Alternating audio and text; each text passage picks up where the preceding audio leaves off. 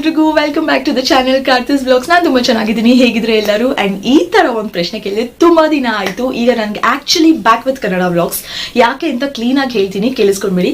ನನ್ಗೆ ಏನ್ ಫೀಲ್ ಆಗ್ತಿದೆ ಅಂದ್ರೆ 4 ದಿನದಿಂದ ನಾನು 2 ಬೋಟ್ ನಲ್ಲಿ ಕಾಲಿಟ್ಬಿಟ್ಟಿದ್ದೀನಿ. ಒಂದು ತುಳು ಬೋಟ್, ಇನ್ನೊಂದು ಕನ್ನಡ ಬೋಟ್. ಎರಡರನ್ನು ಬ್ಯಾಲೆನ್ಸ್ ಮಾಡಕ್ ಬಹಳ ಕಷ್ಟ ಆಗ್ತಿದೆ.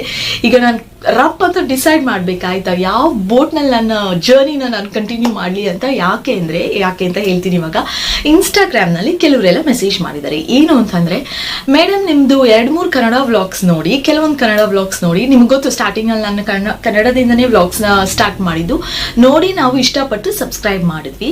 ಬಟ್ ನೀವು ಕನ್ನಡದಲ್ಲಿ ವ್ಲಾಗ್ಸ್ ಮಾಡ್ತಾ ಇಲ್ಲ, ಬರೀ ನಿಮ್ಮ ಭಾಷೆಯಲ್ಲೇ ಮಾಡ್ತಾ ಇದ್ದೀರಾ. ಆಮೇಲೆ ನಿಮ್ಮ ಕೆಲವರೊಬ್ರೆಲ್ಲ ಮಾಡಿದ್ದಾರೆ, ನಿಮ್ಮ ರೀಲ್ಸ್ ನೋಡಿ, ಕನ್ನಡದು ಎಲ್ಲ ರೀಲ್ಸ್ ನೋಡಿ ಇಷ್ಟಪಟ್ಟು ನೀವು ಕನ್ನಡ ವ್ಲಾಗ್ಸ್ ಮಾಡ್ತೀರಾ ಅಂತ ಫೀಲ್ ಆಗಿ ನಾವು ಚಾನೆಲ್ನ ಸಬ್ಸ್ಕ್ರೈಬ್ ಮಾಡಿದ್ದೀವಿ. ಬಟ್ ನಿಮ್ಮ ಚಾನಲಲ್ಲಿ ಬೇರೆದ್ದೇ ಒಂದು ಭಾಷೆ ಇದೆ. ಮಂಗಳೂರವರು ಅಂತೀರಾ, ಮಂಗಳೂರವ್ರಿಗೆ ಇದು ಬೇರೆ ಬೇರೆಯವ್ರಿಗೆ ಮಾಡಿರೋಂಥ ಕಮೆಂಟ್ಸ್. ಮಂಗಳೂರವ್ರಿಗೆ ಕನ್ನಡ ಅಂತೂ ಡೆಫಿನೆಟ್ಲಿ ಗೊತ್ತಿರುತ್ತೆ, ಯಾಕೆ ನೀವು ಕನ್ನಡದಲ್ಲಿ ವ್ಲಾಗ್ಸ್ ಮಾಡಲ್ಲ, ನಿಮ್ಮ ಭಾಷೆ ನಮಗೆ ಅರ್ಥ ಆಗಲ್ಲ. ಈ ಕಮೆಂಟ್ಸ್ ನ ನೋಡಿ ಸ್ಟ್ರಕ್ ಆಗ್ಬಿಟ್ಟಿದ್ದೀನಿ 4 ದಿವಸದಿಂದ. ಓ ಮೈ ಗಾಡ್, ಏನ್ ಮಾಡ್ಲಿ, ನಾನು ತುಳುನಲ್ಲಿ ಮಾಡ್ಲಾ, ಕನ್ನಡದಲ್ಲಿ ಮಾಡ್ಲಾ? ನಾನು ಆಲ್ರೆಡಿ ಒಂದ್ಸಲ ಕೇಳಿದ್ದೆ ಅವಾಗ್ಲೇ ಸ್ಟಾರ್ಟಿಂಗ್ ನಲ್ಲೇ, ಅಂದ್ರೆ ತುಳುವಲ್ಲಿ ಮಾಡ್ಲಾ, ಕನ್ನಡದಲ್ಲಿ ಮಾಡ್ಲಾ, ಮೆಸೇಜ್ ಮಾಡಿ ಹೇಳಿ, ಕಮೆಂಟ್ಸ್ ಮುಖಾಂತರ ತಿಳಿಸಿ ಅಂತ. ಅವಾಗ ಜಾಸ್ತಿ ಜನ, ಆಲ್ಮೋಸ್ಟ್ ಎಲ್ಲರೂ ತುಳು ಅಂತಾನೆ ಹೇಳಿದ್ರು. ಸೊ ಹಾಗಾಗಿ ತುಳುವರೇ ಜಾಸ್ತಿ ಇದ್ದಾರೆ ಅಂತ ಅನ್ಕೊಂಡು ನಾನು ತುಳುನಲ್ಲಿ ಕಂಟಿನ್ಯೂ ಮಾಡಿದೆ. ಈಗ ಈ ಶಾರ್ಟ್ಸ್ ಎಲ್ಲ ವೈರಲ್ ಆಗ್ಬಿಟ್ಟು ಕನ್ನಡದವ್ರು ಜಾಸ್ತಿ ಜನ ನನ್ನ ಚಾನೆಲ್ನ ಸಬ್ಸ್ಕ್ರೈಬ್ ಮಾಡಿದ್ದಾರೆ. ಬಟ್ ಅವ್ರಿಗೆ ನನ್ನ ಭಾಷೆ ಅರ್ಥ ಆಗದೆ ಸುಮ್ಮನೆ ನನ್ನ ವಿಡಿಯೋಸ್ನ ಹಾಗೆ ಬಿಡ್ತಾ ಇದ್ದಾರೆ.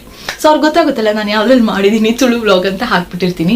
ಸೊ ಇವ್ರದ್ದು ಮತ್ತೆ ತುಳುನ ಅಂತ ಹಾಗೆ ಬಿಡ್ತಾ ಇದ್ದಾರೆ. ಈಗ ನನಗೆ ಮೇನ್ಲಿ ಕಮೆಂಟ್ ಮಾಡಬೇಕಾಗಿರೋರು ತುಳು ಅವರು. ಯಾಕೆಂದ್ರೆ ನೀವು ನನಗೆ ಹೇಳ್ಬೇಕಾಯ್ತಾ, ನಾನು ಕನ್ನಡದಲ್ಲೇ ವ್ಲಾಗ್ಸ್ ಕಂಟಿನ್ಯೂ ಮಾಡಿದ್ರೆ ನಿಮ್ಗೆ ಏನಾದರೂ ಪ್ರಾಬ್ಲಮ್ ಇದೆಯಾ, ನಿಮ್ಗೆ ಅದು ಇಷ್ಟ ಆಗಲ್ವಾ ಅಂತ. ನೀವು ಎಲ್ಲರೂ ಯಾರೆಲ್ಲ ಸಬ್ಸ್ಕ್ರೈಬ್ ಮಾಡಿದ್ರೆ ಅವ್ರು ಅಷ್ಟು ಜನನು ನನಗೆ ಒಂದು ಕಮೆಂಟ್ ಹಾಕ್ಬಿಟ್ರೆ ನನ್ನ ಕ್ವಶನ್ಗೆ ನನಗೆ ಕಂಪ್ಲೀಟ್ ಆಗಿ ಕ್ಲೀನ್ ಆಗಿ ಆನ್ಸರ್ ಸಿಗುತ್ತೆ. ನೀವೇನು ಮಾಡಿದ್ರೆ ಸುಮ್ಮನೆ ವಿಡಿಯೋ ನೋಡಿ ಹಾಗೆ ಇದ್ರೆ ನನಗೆ ಏನೂ ಅರ್ಥ ಆಗಲ್ಲ. ನಾನು ಈ 2 ಬೋಟನ್ನೆಲ್ಲ ಒಂದು ಬೋಟಿಗೆ ತಂದು ನನ್ನ ಬಿಸಾಕಿ ನನಗೆ ತುಂಬಾನೇ ಈಸಿ ಆಗುತ್ತೆ. ತುಂಬಾ ಕನ್ಫ್ಯೂಷನ್ ಇದೆ 4 ದಿವಸದಿಂದ. ಬಟ್ ಏನ್ ಮಾಡ್ಲಿ, ನನಗೆ ಫೈನಲಿ ಇವತ್ತು ಡಿಸೈಡ್ ಮಾಡಿ ಆ ಮೂಡ್ನ ತರಿಸಿ, ಅಂದ್ರೆ ವಿಡಿಯೋ ಮಾಡಬೇಕು ಅನ್ನೋ ಮೂಡ್ನ ತರಿಸಿ ಕನ್ನಡದಲ್ಲೇ ಮಾಡ್ಬಿಡೋಣ. ಸೊ ದಟ್ ಇವಾಗ ಅಟ್ಲೀಸ್ಟ್ ಅವ್ರಿಗೆ ನಾನು ವಿಡಿಯೋ ಮಾಡಿದ್ರೆ ಕನ್ನಡದಲ್ಲಿ ಎಲ್ರಿಗೂ ಅರ್ಥ ಆಗುತ್ತೆ, ನನ್ನ ಮನಸ್ಸಲ್ಲಿ ಏನಿದೆ ಅಂತ ಎಲ್ರಿಗೂ ಅರ್ಥ ಆಗುತ್ತೆ ಅಂತ ಕನ್ನಡದಲ್ಲೇ ಮಾಡಿದೆ. ಸೊ ನೆಕ್ಸ್ಟ್ ವ್ಲಾಗ್ ಅಷ್ಟರಲ್ಲಿ ನೀವು ಕರೆಕ್ಟ್ ಆಗಿ ಡಿಸೈಡ್ ಮಾಡಿ ನನಗೆ ಹೇಳ್ಬೇಕಾಯ್ತಾ. ಸೊ ನನ್ನ ಇಂಟೆನ್ಷನ್ ಏನಂದ್ರೆ, ಅರ್ಥ ಆದ್ರೆ ಎಲ್ರಿಗೂ ಅರ್ಥ ಆಗ್ಬೇಕು. ತುಂಬಾ ಬೇಜಾರಿದೆ ಮನಸ್ಸಲ್ಲಿ, ಓ ಇವ್ರಿಗೆ ನನ್ನ ವಿಡಿಯೋಸ್ ನೋಡ್ಬೇಕು ಅಂತ ಆಸೆ ಇದೆ, ಬಟ್ ಇವ್ರಿಗೆ ಅರ್ಥ ಆಗ್ತಾ ಇಲ್ವಲ್ಲ ಅನ್ನೋ ಬೇಜಾರು ತುಂಬಾ ನನ್ನ ಕಾಡ್ತಾ ಇದೆ. ಸೊ ಹಾಗಾಗಿ ಬೇಜಾರಿಂದ ಹೊರಗಡೆ ಬರ್ಬೇಕು ಅಂದ್ರೆ ನೀವು ಅಷ್ಟು ಜನ ನನಗೆ ಸಪೋರ್ಟ್ ಮಾಡಬೇಕು. ನಿಮ್ಮ ಕಮೆಂಟ್ಸ್ ನ ಪ್ಲೀಸ್ ಹಾಕಿ, ಎಲ್ಲ ಕಮೆಂಟ್ಸ್ ಹಾಕಿ. ಕನ್ನಡದಲ್ಲಿ ವ್ಲಾಗ್ ಮಾಡಿದ್ರೆ ನಿಮ್ಗೆ ಏನಾದ್ರು ಇಷ್ಟ ಆಗಲ್ವಾ ಅಥವಾ ಕಂಟಿನ್ಯೂ ಮಾಡ್ಲಾ, ಏನ್ ಮಾಡ್ಲಿ, ನಿಮ್ಮ ಮನಸ್ಸಲ್ಲಿ ಏನಿದೆ ಅದನ್ನ ಕಮೆಂಟ್ ಮಾಡಿ ತಿಳಿಸಿ. ಸುಮ್ಮನೆ ಹಾಗೆ ಕೂತ್ಕೊಂಡ್ರೆ ನಂಗೆ ಏನು ಅರ್ಥ ಆಗಲ್ಲ. ಅಂಡ್ ಇನ್ನೊಂದೇನಂದ್ರೆ ಅಷ್ಟೇ, ಅದೊಂದು ಹೇಳ್ಬೇಕಾಗಿತ್ತು ನನಗೆ. ಅದಕ್ಕೋಸ್ಕರ ಅಂತಾನೆ ಈ ವಿಡಿಯೋನ ನಾನು ಇವತ್ತು ಮಾಡಿದ್ದು. Finally back with Kannada vlogs. ಇದು ಕಂಟಿನ್ಯೂ ಆಗುತ್ತೋ ಇಲ್ವೋ ಮತ್ತೆ ಗೊತ್ತಿಲ್ಲ. ಎಲ್ಲದಕ್ಕೂ ನೀವು ನನಗೆ ಸಪೋರ್ಟ್ ಮಾಡಬೇಕು. ನಿಮ್ಮ ಕಮೆಂಟ್ಸ್ ಇಂದ ನನಗೆ ಎಲ್ಲ ಅರ್ಥ ಆಗುತ್ತೆ. ಸೊ ತುಳು ಅವರು ನಿಮ್ಗೆ ಏನಾದ್ರು ನಾನು ಕನ್ನಡದಲ್ಲಿ ಮಾಡಿದ್ರೆ ಪ್ರಾಬ್ಲಮ್ ಇದೆಯಾ ಹೇಳಿ, ಯಾಕಂದ್ರೆ ನಿಮ್ಗೆ ಅರ್ಥ ಆಗುತ್ತೆ. ಕೆಲವರೊಬ್ರು ಕನ್ನಡದವ್ರು ಕೂಡ ಇದ್ದಾರೆ, ಅವ್ರಿಗೆ ನನ್ನ ಭಾಷೆ ಅರ್ಥ ಆಗ್ತಿಲ್ಲ ಅಂದ್ರೆ ನಾನು ಏನ್ ಮಾಡ್ಲಿ ಹೇಳಿ. ನನಗೆ ಎಲ್ರಿಗೂ ಅರ್ಥ ಆಗ್ಬೇಕು, ಯಾಕಂದ್ರೆ ನನ್ನ ಫ್ಯಾಮಿಲಿ ಮೆಂಬರ್ಸ್ ಎಲ್ರಿಗೂ ನಾನು ಮಾತಾಡೋದು ಕಂಪ್ಲೀಟ್ ಆಗಿ ಅರ್ಥ ಆಗ್ಬೇಕು. ನನ್ನ ಇಂಟೆನ್ಷನ್ ನನ್ನ ಮನಸ್ಸಲ್ಲಿ ಇರೋದನ್ನ ನಾನು ಹೇಳಿದ್ದೀನಿ. ಸೊ ನಿಮ್ಮ ಒಪಿನಿಯನ್ ಏನು ಕಮೆಂಟ್ ಸೆಕ್ಷನ್ ಅಲ್ಲಿ ತಿಳಿಸಿ. ಸೊ ಇದನ್ನ ಹೇಳ್ತಾ ಇದ್ರ ಜೊತೆಗೆ ಇವತ್ತು ನಾನೊಂದು ಕತೆ ಕೂಡ ಹೇಳ್ತೀನಿ, ಆಯ್ತಾ.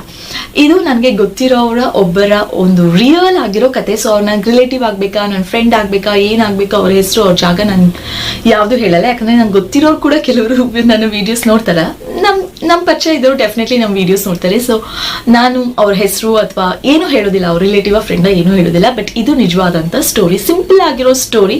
ಬಟ್ ಈ ಒಳ್ಳೆ ಮನ್ಸಿಗೆ ಏನ್ ಸಿಗುತ್ತೆ, ಕೆಟ್ಟ ಮನ್ಸಿಗೆ ಏನ್ ಸಿಗುತ್ತೆ ಅಂತ ನಾನು ಹೇಳ್ತೀನಿ. ಸೊ ಈಗ ಒಬ್ಳು ಇದ್ಲಾಯ್ತಾ, ಅವಳು ಮದುವೆಗಿಂತ ಮುಂಚೆ ಅವಳ ಅಡಾಪ್ಟೆಡ್ ಪೇರೆಂಟ್ಸ್ ಜೊತೆ ಇದ್ಲು. ಅಡಾಪ್ಟೆಡ್ ಅಂತ ಹೇಳೋದಕ್ಕಾಗೋದಿಲ್ಲ, ಸಾಕು ತಂದೆ ತಾಯಿ. ಅವಳ ರಿಯಲ್ ತಂದೆ ತಾಯಿ ಅಲ್ಲ. ಅವಳು ಮೊದಲು ಎಲ್ಲಿದ್ಲು, ಅವಳು ಹೇಗೆ ಅವ್ರ ಕೈಗೆ ಸಿಕ್ಕಲು, ಅದೆಲ್ಲ ನಂಗೆ ಏನೋ ಸ್ಟೋರಿ ಗೊತ್ತಿಲ್ಲ. ನನ್ಗೆ ಗೊತ್ತಿರೋದು ಇಷ್ಟೇ, ಅವಳ ಸಾಕು ತಂದೆ ತಾಯಿ ಜೊತೆ ಇದ್ಲು. ಸೊ ಒಂದು ಸೆಕೆಂಡ್ PUC ತನಕ ಓದಿಸಿದ್ರು. ಅದಾದ್ಮೇಲೆ 3 ವರ್ಷದ ಡಿಗ್ರಿನ ಅವಳೇ ಅಲ್ಲಿ ಇಲ್ಲಿ ಎಲ್ಲ ಕೆಲಸ ಮಾಡಿ ಓದಿ ಮುಗಿಸಿದ್ಲು. ಅದಾದ್ಮೇಲೆ ಮದ್ವೆ ಕೂಡ ಮಾಡಿಸಿದ್ರು. ಮನೆಯಲ್ಲಿ ಇದ್ದಾಗ ಒಂದ್ ಸ್ವಲ್ಪ ಅಷ್ಟು ಎಷ್ಟೇ ಆದ್ರೂ ನಿಜವಾದ ತಂದೆ ತಾಯಿನೇ ಬೇರೆ, ಸಾಕಿರೋ ತಂದೆ ತಾಯಿನೇ ಬೇರೆ. ಅಷ್ಟು ಒಳ್ಳೆ ಇದ್ರಲ್ಲಿ ನೋಡಿಲ್ಲ ಅವಳಿಗೆ. ಒಂದ್ ಸ್ವಲ್ಪ ಹಿಂಸೆ, ಕಷ್ಟ, ಬೈಗುಳ, ಒದೆಗಳು ಎಲ್ಲ ಬೀಳ್ತಾ ಇತ್ತು, ಆಯ್ತಾ. ಸೊ ಹೇಗೋ ಒಂದು ಮದ್ವೆ ಅಂತೂ ಸಿಂಪಲ್ ಆಗಿ ಒಂದು ಅಂದಾಜು ಅವಳು ಹೇಳ್ತಾಳೆ 1 ಲಕ್ಷದ ಒಳಗಡೆ ಖರ್ಚಾಗಿದೆ ಅಷ್ಟೇ ಅಂತ. ಸೊ ಆ ಸಿಂಪಲ್ ಆಗಿ ಮದ್ವೆ ಮಾಡಿ ಮುಗಿಸಿದ್ರು ಅಷ್ಟೇ. ಅಷ್ಟೇ. ಅದಾದ್ಮೇಲೆ ಆ ತಂದೆ ತಾಯಿ ಅವಳಿಗೆ ಸಿಕ್ಕೇ ಇಲ್ಲ. ಅವ್ರ ಆ ಮನೆಯಲ್ಲೇ ಇಲ್ಲ. ನೀವು ಹೇಳಿದ್ರಿ ನಂಬ್ತಿರೋ ಇಲ್ವೋ ಗೊತ್ತಿಲ್ಲ, ಅವ್ರ ಆ ಮನೆಯಲ್ಲೇ ಇಲ್ಲ, ಕಾಂಟ್ಯಾಕ್ಟ್ ಅಲ್ಲಿ ಇಲ್ಲ, ಫೋನ್ ನಂಬರ್ ಕೂಡ ಚೇಂಜ್ ಮಾಡಿದ್ದಾರೆ, ಏನು ಪರಿಚಯ ಇಲ್ಲ. ಅಂದ್ರೆ ಅವಳ ಮದ್ವೆ ಮಾಡಿ ಕೊಟ್ಟು ಕಳಿಸ್ಬಿಟ್ಟಿದ್ದಾರೆ, ಮತ್ತೆ ಕರೆದು ಇಲ್ಲ, ಏನೂ ಇಲ್ಲ. ಅವಳ ಪಾಡ್ಗೆ ಗಂಡನ ಮನೆಯಲ್ಲಿ ಇದ್ದಾಳೆ. 2 years ಅವಳಿಗೆ ಗಂಡನ ಮನೆಯಲ್ಲಿ ಅಷ್ಟು ಒಳ್ಳೆ ಲೈಫ್ ಇರಲಿಲ್ಲ. ಅಂದ್ರೆ ಗಂಡ ಚೆನ್ನಾಗಿ ನೋಡ್ಕೋತಿದ್ರು, ಬಟ್ ಸ್ಟೇಟಸ್ ಅಂದ್ರೆ ಮನಿ ಸ್ಟೇಟಸ್ ಅದ್ರ ಬಗ್ಗೆ ಮಾತಾಡ್ಬೇಕು ಅಂದ್ರೆ it was okay, normal poor ಅಂತಾನೆ ಹೇಳ್ಬೋದು. ಬಟ್ 2 years ಆದ್ಮೇಲೆ ಸ್ವಲ್ಪನೇ ಇಂಪ್ರೂವ್ ಆಗ್ತಾ ಬಂದ್ರು. ಇವಾಗ ಎಷ್ಟು ಚೆನ್ನಾಗಿದ್ದಾರೆ ಅಂದ್ರೆ ರಿಚ್ ಅಂತಾನೆ ಹೇಳ್ಬೋದು, ಅಷ್ಟು ರಿಚ್ ಆಗಿದ್ದಾರೆ. ಇವಾಗ ಅವಳಿಗೆ ಏನ್ ಅನ್ಸಿದೆ ಅಂತಂದ್ರೆ ಅವಳ ಮನ್ಸು ತುಂಬಾ ಒಳ್ಳೇದಿದೆ.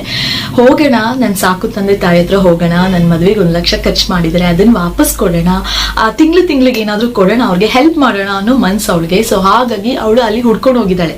ಅಲ್ಲಿ ತನಕ ಗೊತ್ತೇ ಇಲ್ಲ ಅವಳಿಗೆ. ಹುಡ್ಕೊಂಡು ಹೋದಾಗ ಅಲ್ಲಿ ಯಾರು ಇರ್ಲಿಲ್ಲ. ಅವ್ರ ಮನೆ ಖಾಲಿ ಮಾಡಿ ತುಂಬಾ ವರ್ಷ ಆಯ್ತಮ್ಮ, ಇಲ್ಲಿ ಯಾರೂ ಇಲ್ಲ ಅಂತ ಹೇಳಿದ್ದಾರೆ ಎಲ್ಲರೂ, ಅಕ್ಕಪಕ್ಕದ ಮನೆಯವರು. ಆ ಮನೆಯಲ್ಲಿ ಬೇರೆ ಯಾರೋ ಇದ್ದಾರೆ. ಇವಳು ಇವಾಗ ಬಂದಿದ್ದಾಳೆ. ಇವಳಿಗೆ ಇವಾಗ ಟೆನ್ಷನ್ ಆಕ್ಚುಲಿ ಏನಂದ್ರೆ, ಸೊ ಇವಾಗ ನಾನು ಸಿಕ್ಕಿದ್ರೆ ನಾನು ಒಂದು ಒಳ್ಳೆ ಸ್ಟೇಟಸ್ ಅಲ್ಲಿ ಇದ್ದೀನಿ, ಅವ್ರಿಗೆ ಹೆಲ್ಪ್ ಮಾಡ್ಬೋದಾಗಿತ್ತು. ಆ ಮನ್ಸು ಇವಳಿಗೆ ಒಳ್ಳೆ ಮನ್ಸಿದೆ. ಸೊ ಹಾಗಾಗಿ ಒಳ್ಳೆ ಮನ್ಸು ಇರೋದಕ್ಕೇನೆ ಅವಳಿಗೆ ಒಳ್ಳೇದಾಗಿದೆ. ಅವಳು ರಿಚ್ ಆಗಿದ್ದಾಳೆ, ಅವಳ ಗಂಡನ ಜೊತೆ ಅವಳ ಮಗು ಜೊತೆ ನೆಮ್ಮದಿಯಾಗಿರೋ ಜೀವನ ನಡೆಸಿದ್ದಾಳೆ, ಏನೂ ಕಷ್ಟ ಇಲ್ಲ.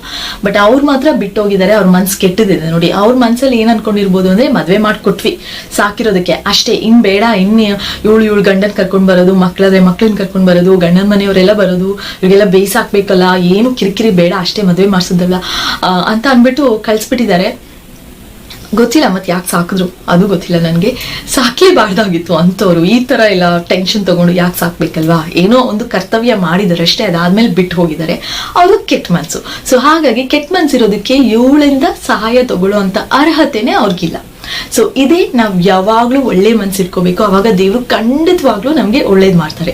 ಸುಳ್ಳು ಹೇಳೋದು, ಮೋಸ ಮಾಡೋದು, ಒಬ್ರಿಗೆ ವಂಚನೆ ಮಾಡೋದು ಅದನ್ನೆಲ್ಲ ಯಾವತ್ತೂ ಮಾಡಬಾರ್ದು. ಒಳ್ಳೆ ಮನ್ಸು ಇಟ್ಕೋಬೇಕು, ನಿಜ ಹೇಳ್ಬೇಕು. ಒಳ್ಳೆ ಮನ್ಸಿದ್ರೆ ದೇವ್ರು ನಮ್ಗೆ ಸದಾ ಒಳ್ಳೇದೇ ಮಾಡ್ತಾನೆ ಅನ್ನೋದಕ್ಕೆ ಇದೊಂದು ನಿಜವಾಗಿರುವಂತಹ ಘಟನೆನೇ ಎಕ್ಸಾಂಪಲ್. ಸೊ ಈ ಕತೆ ಜೊತೆಗೆ ನಿಮ್ಮ ಕಮೆಂಟ್ಸ್ಗೋಸ್ಕರ ನಾನು ಕಾಯ್ತಾನೆ ಇರ್ತೀನಿ. ಕಮೆಂಟ್ ಮಾಡಿ ಬೇಗ ಕಮೆಂಟ್ಸ್ ನ ತಿಳಿಸಿ. ಈ ವಿಡಿಯೋನ ನಾನು ಇಲ್ಲಿಗೆ ಮುಗಿಸ್ತಾ ಇದ್ದೀನಿ. ಮತ್ತೆ ಸಿಗ್ತೀನಿ ಒಂದು ಬ್ಯೂಟಿಫುಲ್ ಆದಂತ ವಿಡಿಯೋ ಜೊತೆಗೆ. ಬಟ್ ಐ ಡೋಂಟ್ ನೋ ಕನ್ನಡನ ತುಳುನ ಕನ್ಫ್ಯೂಷನ್. ನಿಮ್ಮ ಕಮೆಂಟ್ಸ್ಗೋಸ್ಕರ ವೇಟ್ ಮಾಡ್ತಾ ಇರ್ತೀನಿ. Thank you so much. Lots of love. Bye.